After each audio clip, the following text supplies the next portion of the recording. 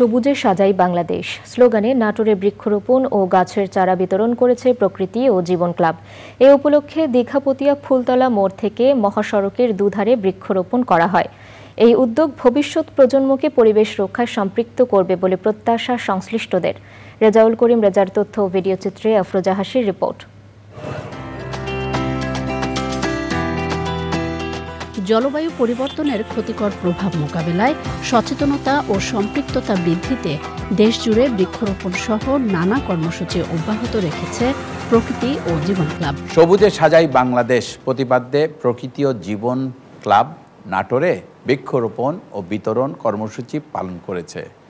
নাটোরের দীঘাপতিয়া ফুলতলা মোড় থেকে মহাসড়কের দুই ধারে প্রায় 1 কিলোমিটার জায়গা জুড়ে গাছের চারা রোপণ করা হয়েছে।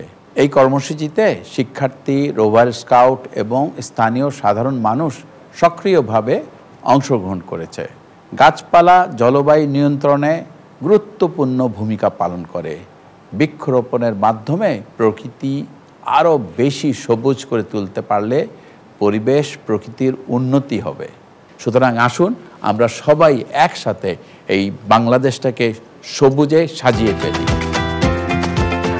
নাটোরের বিভিন্ন শিক্ষা প্রতিষ্ঠানে শিক্ষার্থীদের মাঝে ফলদ, বনজ ও ওষুধি গাছের চারা বিতরণ করা হয়েছে। পাশাপাশি আঞ্চলিক মহাসড়কের দুপাশে চারা রোপণে অংশ নেয় রোভার স্কাউটের সদস্যরা।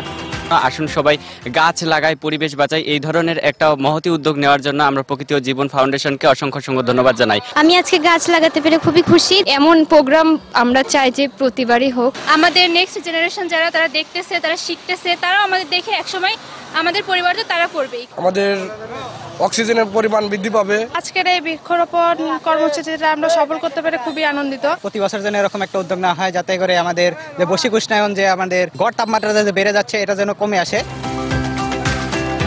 এমন কার্যক্রম বৈশ্বিক উষ্ণতা এবং প্রাকৃতিক বিপর্যয় রোধে সবাইকে উদ্বুদ্ধ করবে আশাবাদ বিশিষ্টজনদের। পরিবেশের ভারসাম্য নিশ্চিত করতে হলে, পরিবেশকে মরুভূমির হাত থেকে রক্ষা করতে হলে এই বৃক্ষরোপণের কোনো বিকল্প নেই। আমাদের প্রকৃতির ভারসাম্য রক্ষা, গ্লোবাল ওয়ার্মিং, এগুলা থেকে আমাদেরকে রক্ষা পাইতে হলে আমাদের বেশি বেশি বৃক্ষরোপণ করতে হবে। আমাদের আবহাওয়াটা যদি আমরা উষ্ণতাকে যদি আমরা মিটিগেট করতে পারি, তাহলে আমাদের দেশের মানুষ, বাচ্চা, শিশু সকলেই সুন্দর জীবনযাপন করবে। বৃক্ষরোপণের পাশাপাশি পরিচর্যায় গুরুত্বারোপ করেন সংশ্লিষ্টরা। শিক্ষার্থীদের আজকে এই বৃক্ষরোপণ কর্মকাণ্ডে অংশগ্রহণের মাধ্যম দিয়ে এটাই প্রমাণ হলো যে প্রকৃতিকে আমরা ভালোবাসি।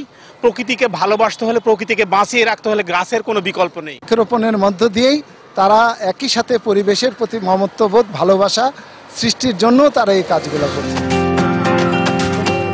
দেশের পরিবেশ প্রতিবেশ উন্নয়নে প্রকৃতি ও জীবন ক্লাবের এমন উদ্যোগ অব্যাহত রাখার আহ্বান জনসাধারণের। আফরোজা হাসি, প্রকৃতি ও জীবন ডেস্ক, চ্যানেল আই।